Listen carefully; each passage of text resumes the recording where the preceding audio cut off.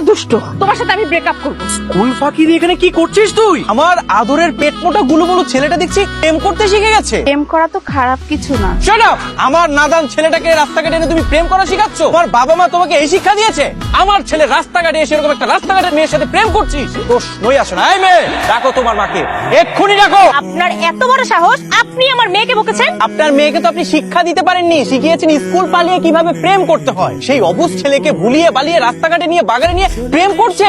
না না না না, আমি ওকে ফুসলাইনি মা, ও আমাকে ফুসলিয়েছে। যেমন অভদ্র বাপ তেমন অভদ্র ছেলে। আমাকে আর আমার ছেলেকে ভদ্রতা শেখানোর আগে আপনার মেয়েকে ভদ্রতা শেখান। আপনি নিজে ভদ্রতা শিখুন। আপনার মেয়ের তো আমার বাড়ির কাজের মেয়ে হওয়ারও যোগ্যতা নেই। আপনার ছেলের আমার বাড়ির বাথরুম পরিষ্কার করার যোগ্যতা নেই। আন্টি, আসলে আমরা দুজন দুজনকে ভালোবাসি। বাবার সামনে দাঁড়িয়ে বলছিস তুই ভালোবাসিস? তোমার এই দুই ছেলে মেয়ে কি বাদুর হয়েছে তুমি জানো? সারাটা দিন পড়ালেখা বাদ দিয়ে রাস্তাঘাটে পই পই করে ঘুরে বেড়ায়। তোমার এই বড় ছেলে আমার মান ইজ্জত সব ধুলোয় মিশিয়ে দিয়েছে। রিয়া চৌধুরী তার মেয়ের সাথে রাস্তাঘাটে গিয়ে বাগানে গিয়ে ঝোপঝাড়ে গিয়ে প্রেম করে বেড়াচ্ছে। ভালোই করেছে। ভালো করেছে?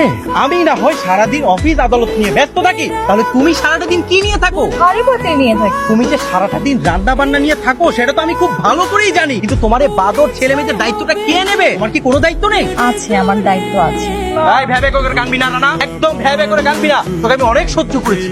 আমার বড় ছেলে রাস্তাঘাটে যে মেয়েদের সাথে প্রেম করে গেল। তোদের কি লজ্জা শরম বলতে কিছু নেই? আমি একসাথে বাসা সামলাবো নাকি বিজনেস সামলাবো, কত কি করবো আমি? এই বয়সে বিয়ের কথা? কত বড় টাউট হয়েছিস তোরা, তোদেরকে আমি মানুষই করতে পারলাম না। আবার মুখের উপর কথা, তোদের কাছে। তোদের জায়গায় আমি যদি কুকুর এনে পুষতাম আর তাদেরকে স্কুল ড্রেস পরিয়ে যদি পরীক্ষায় বসিয়ে দিতাম, তারাও তোদের থেকে ভালো রেজাল্ট করতো। আব্বু, আমি তো সব বিষয়ে পাশ করেছি, শুধু গণিতের ডাব্বা।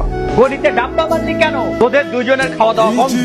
তোকে দেখে তো মনে হয় তুই লেখাপড়া করিস না, ইসলামি করে বেড়াস আর বাজে বাজে ছেলেদের সাথে মিশিস। কাল থেকে তোর বাইরে ছেলে পেলেদের সাথে মেশা বন্ধ, বাইরে সব রকমের আড্ডা বন্ধ। তুই শুধু স্কুলে যাবি আর আসবি।